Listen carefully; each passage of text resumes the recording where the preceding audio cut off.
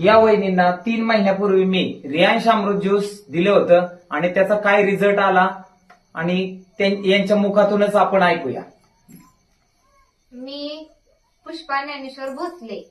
रियांश अमृत juice घ्यायच्या अगोदर मला पित्ताचा त्रास होता, सांधा दुखत होतं, गुडघं दुखत होतं आणि डोकं दुखत होतं.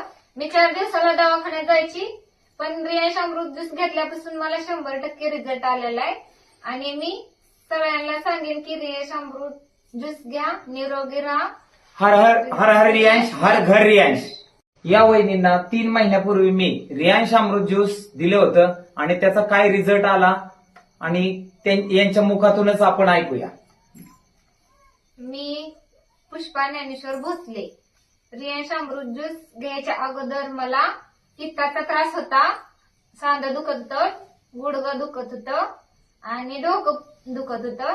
मी 4 दिवसाला दवाखान्यात जायची, पण रियांश अमृत ज्यूस घेतल्यापासून मला 100% रिझल्ट आलेला आहे आणि मी सगळ्यांना सांगेन की रियांश अमृत ज्यूस घ्या, निरोगी राहा. हर हर हर हर रियांश, हर घर रियांश.